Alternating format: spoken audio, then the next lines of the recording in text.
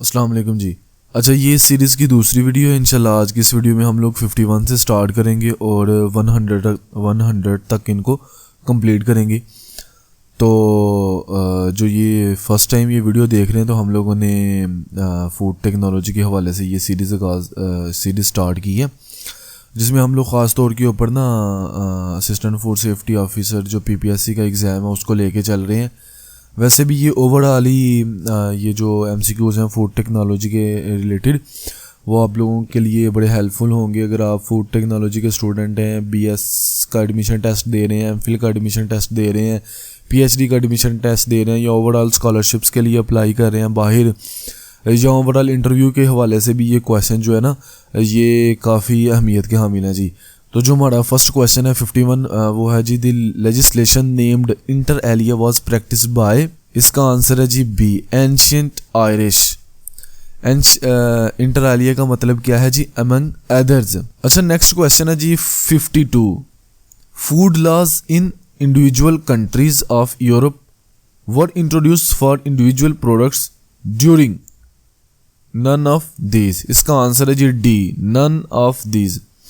उसकी वजह यह है कि जो यूरोपियन यूनियन है जिसने ई नंबर जो है वो फूड एडिटिव्स को, फूड कलर्स को, इन चीज़ों को दिए थे, तो वो 2002 में बनी थी। आगे 53 है जी, licensing system was first introduced in B 1822। जो लाइसेंसिंग सिस्टम है वो फर्स्ट इंट्रोड्यूस्ड हुआ था 1822 में। आगे 54 है जी, Which of the following cannot be categorized as food additives according to Punjab Pure Food Rules। ये आपने अगर वो लेक्चर लिया ना मेरा बेसिक डेफिनेशंस और फूड एडिटिव्स वाला PPFR 2018, तो इसका आप लोग बड़े अच्छे से मुझे ना आंसर कर सकेंगे। इसका आंसर है जी कैल्शियम। इसका आंसर है जी सी, कैल्शियम। नेक्स्ट क्वेश्चन है जी 55, if any additive adds to the food from its raw material or other ingredients, this is called as D, none of these। PPSC में आप लोगों को पता है कि अब जो है वो none of these की ऑप्शन डालता है, तो मैंने इसलिए ये none of these की इसमें जो ऑप्शन है डाली है। फिर एक दफ़ा क्वेश्चन को सुन लो, if an additive add to the food from its raw material or other ingredient, this is called as. ना ही वो प्राइमरी एडिटिव होता है, ना ही वो सेकेंडरी एडिटिव होता है, ना ही वो एडिशनल एडिटिव होता है। ठीक है, तो अगर आपने जो है ना वो फूड लॉज वाले लेक्चर लिए ना, तो वहाँ पे एक वर्ड था फूड कैरियर्स के नाम से ना, फूड एडिटिव कैरियर्स। ठीक है, तो इसका यहाँ पे जो आंसर है वो नन ऑफ दिया, ना ये प्राइमरी एडिटिव है, ना ये सेकेंडरी है, ना ये एडिशनल एडिटिव है, बल्कि ये इसको जी फूड एडिटिव कैरियर कहते हैं जी। अच्छा जी 56 है जी, the additives other than permitted food additive cannot be used in foods unless C, notified by the government। notified by the government, तो इसका आंसर क्या है जी, notified by the government, C। Next question है जी 57, the common name of food color food blue one is indigo carmine। ये भी उसी lecture में हम लोगों ने इसको बड़ी डिटेल के साथ डिस्कस किया था कि इंडिगो कार्माइन किसको कहते हैं जी। आगे 58 है जी, Which of the following natural colors is permitted in foods? Which of the following natural color is permitted in foods? Sunset yellow, monoazo, xanthin। तो none of these, कोई भी इनमें जो है वो परमिटेड नहीं है। अगेन वही लेक्चर वाली बात है, वो उस लेक्चर को लाजमी जाके देखना, मैं आप लोगों को बार बार कह रहा हूँ। आगे जी 59 है जी, Which of the following can be included in preservative as per Punjab Pure Food Rules? Easy है, सोडियम मेटाबाइस सल्फाइड, सब कोई आप लोगों को पता है। Which of the following can not 60 है जी, which of the following can not be used as preservative in meat products.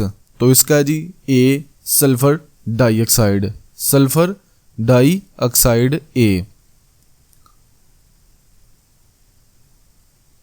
Next question है जी 61, flavours which are prepared chemically from aromatic raw material are called C, natural identical flavours. Natural identical flavours की ये definition पूछी गई है, flavours which are prepared chemically from aromatic raw material are called natural identical flavours. आगे 62 है जी, which of the following is prohibited to be used as a solvent in flavour preparation? D both B and C, monoethyl ether भी और die ethylene glycol भी। आगे जी 63 है जी, monosodium salt of L glutamic acid is permissible in food if derived from C vegetable sources.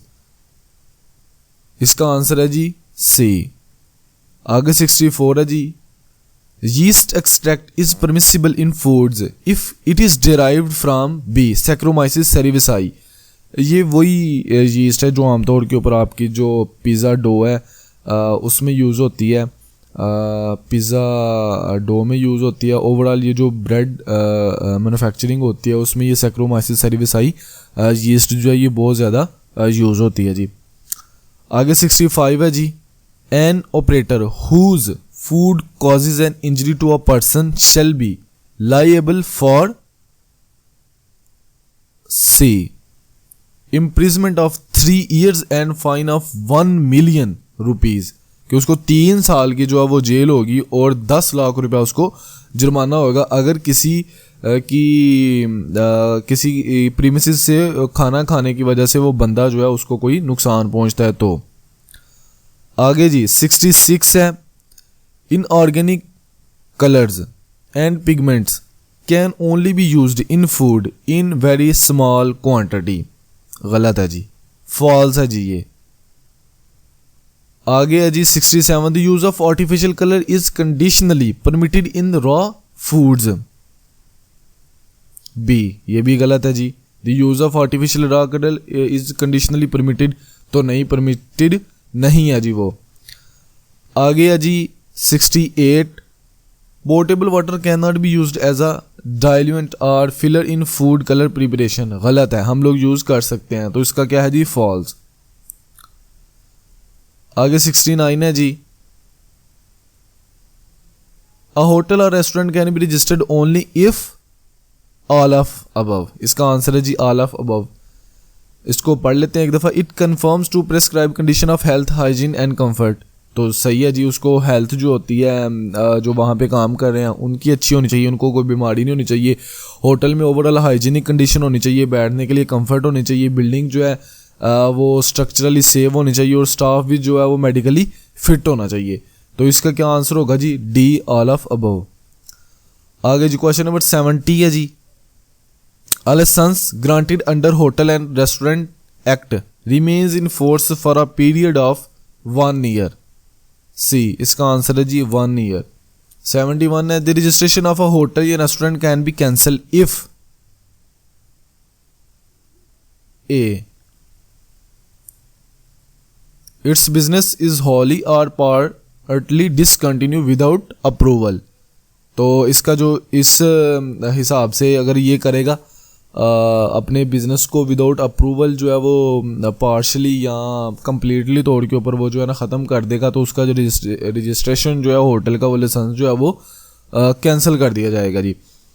72 ये भी जो है ना ये PPFR में लिखा हुआ है जी। 72 the controller has authority to fix the salaries of the staff working on regular basis in a hotel और रेस्टोरेंट। ट्रू, इसका आंसर है जी ए, ट्रू है जी ये। 73 frozen fruit can be regarded as raw या fresh fruit as per Punjab pure food rules. 73 B जी ये फॉल्स है जी। Frozen fruit can be regarded as a raw fresh fruit नहीं जी। हमें पता है जी जो फ्रेश फूड है उसकी डेफिनेशन ये है कि उसको किसी भी प्रोसेसिंग कंडीशन में से नहीं गुजारा जाता। जो फ्रेश फ्रूट होता है जी उसे, तो ये फॉल्स है जी। 73 बी फॉल्स। आगे 74 है जी, which of the following regulation is true for fruit juices? A should be free from artificial colour. जो फ्रूट जूसेस हैं जी वो आर्टिफिशियल कलर से बिल्कुल फ्री होने चाहिए, उनमें आर्टिफिशियल कलर बिल्कुल भी यूज़ नहीं हुआ होना चाहिए। कैन कंटेन आर्टिफिशियल कलर, नहीं जी गलत है। Can contain artificial colour if safe, नहीं जी गलत है। आर्टिफिशियल कलर जो है वो रेगुलेशन के मुताबिक हम लोगों ने फ्रूट जो जूसेस हैं उसमें इस्तेमाल ही नहीं करना। 75 है जी आगे। Food not elsewhere, standardise shall not be liable to any of rules described in Punjab pure food rules, B false. फिर एक दफ़ा सुन लो, food not elsewhere standardise shall not be liable to any the rule prescribed in the Punjab pure food rules, ये गलत है जी। आगे आ जाओ जी। 76 है naturally water present in milk, तो मिल्क में जो है नेचुरली कुदरती तौर के ऊपर कितना पानी प्रेजेंट होता है जी? 84 से 88% तक जो मिल्क है उसमें वाटर जो है वो प्रेजेंट होता है जी। आगे 77 है pasteurization is meant for killing pathogenic bacteria. आप लोगों को पता है जो पास्चराइजेशन है वो सिर्फ और सिर्फ pathogenic form of micro organism को किल करती है। तो आगे चलते हैं 78 पे। LTL ट्रीटमेंट मीन्स, LTL क्या है जी? Low temperature long time. तो ये जो है ना बेसिकली रेंज करता है, ये 52 से 60 जो है ना 6 या 67 तक जाता है। तो जो बुक में लिखा हुआ है, जो जहाँ से ये MCQs जो है वो प्रिपेयर किए गए हैं, उस बुक में लिखा हुआ है जी 63 डिग्री सेल्सियस फॉर 30 मिनट। हाँ, इसका जो आंसर है ये 55 डिग्री सेल्सियस फॉर 30 मिनट्स, ये भी ठीक हो सकता है। आप लोग इसको भी कह सकते हैं कि हाँ जी ये भी आंसर ठीक है, लेकिन जो करेक्ट आंसर है अगर आप गूगल के ऊपर भी सर्च करेंगे तो वहाँ पे भी इसकी रेंज ही आएगी। तो जो बुक में लिखे हम तो उसी को फॉलो करेंगे। 63 डिग्री सेल्सियस फॉर 30 मिनट के लिए इसका जो ए आंसर है वो करेक्ट है। UHT स्टैंड फॉर, बहुत कॉमन क्वेश्चन है, हर किसी को ये आता होता है, ultra high temperature. UHT stand for B ultra high temperature. आगे जी 80 है जी natural sugar is in milk. तो मिल्क में नेचुरली जो शुगर पाई जाती है उसको क्या कहते हैं? उसको हम लोग कहते हैं जी lactose. Acidity of the milk is due to, जो एसिडिटी है मिल्क में जो एसिडिटी है वो किसकी वजह से होती है? तो वो होती है जी लैक्टिक एसिड की वजह से। करेक्ट आंसर है जी ए। आगे 82 है जी milk is rich source of calcium. ये सबको पता है कि जो मिल्क है वो रिच सोर्स होता है कैल्शियम का। आयरन भी नहीं उसमें, बड़ी कम बल्कि पाया नहीं जाता। मैग्नीशियम भी बहुत कम है, सोडियम भी बहुत कम है। तो जो मिल्क है वो सबसे ज़्यादा जो रिच सोर्स है मिल्क, वो किस चीज़ का? वो कैल्शियम उसमें अच्छी खासी क्वांटिटी में पाया जाता है जी। Basic purpose of the milk is to feed newborn, to feed newborn. Correct answer है जी ए। 84 है density of the milk fat is uh less than water. तो density of the milk fat जो है वो water से कम है। अगली ऑप्शन है मोर देन वाटर। मैं ऑप्शन इसलिए नहीं पा रहा, इसके ऊपर ना बड़ा सारा टाइम जो है ना वो ज़ाया हो जाना है, तो मैं ऑप्शंस जो है वो इसलिए इन सारी ऑप्शंस को नहीं पढ़ूंगा जी। जो करेक्ट ऑप्शन है बस मैं वही आप लोगों को बताऊंगा, बाकी आप लोग ये खुद पढ़ सकते हो जी। अगला क्वेश्चन जो है जी 85, क्या लिखा हुआ है जी? Homogenisation is meant by uniform distribution of milk fat.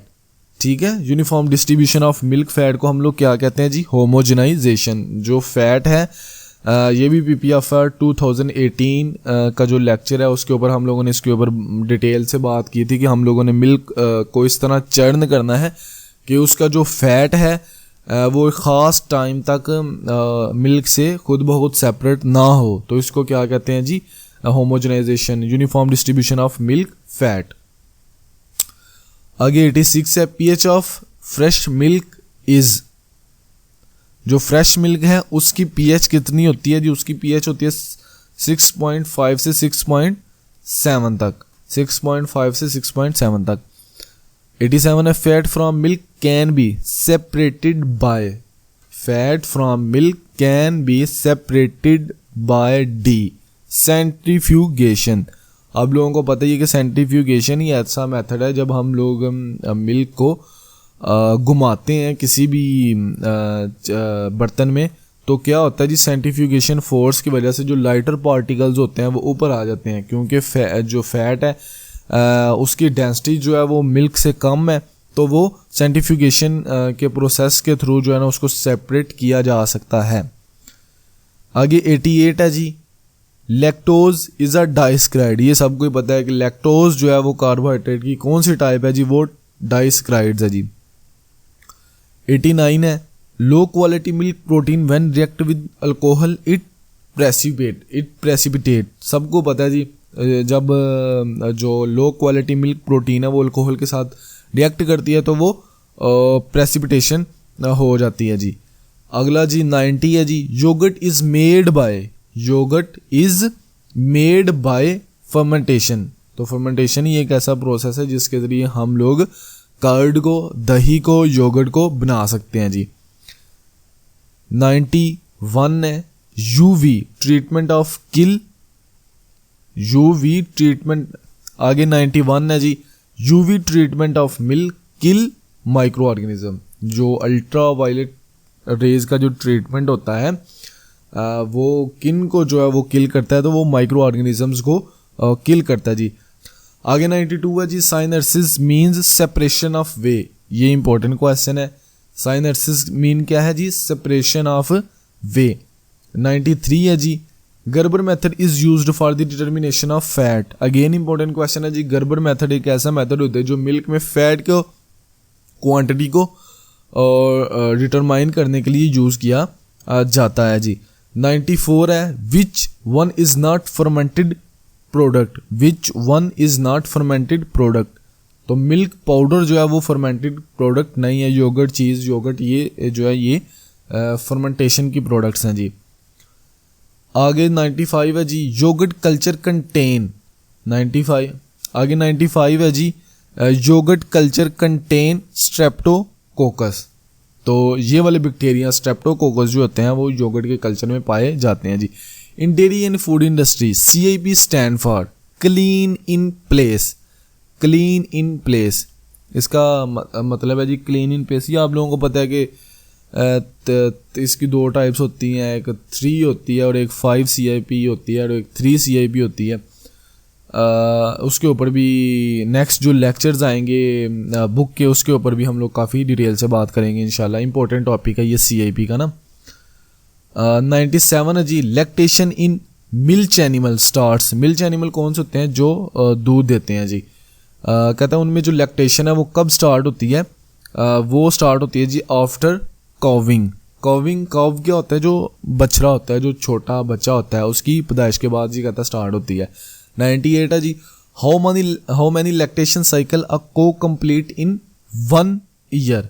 1 एक ही दफ़ा उसका जो है वो प्रेग्नेंट होती है साल में, और एक ही जो है ना वो लैक्टेशन उसका साइकिल होता है जी।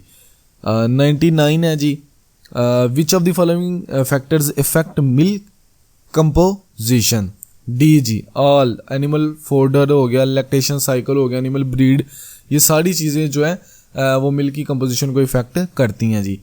100 है जी, लास्ट MCQs है हमारा इस वीडियो का। Which of the following is recommended to preserve the milk, sodium benzoate, potassium metabisulphite, aseptic packaging, none of the. Aseptic packaging जो है जी वो हमारे जो मिल्क है उसको रिकमेंडेड है for the preservation of milk ji.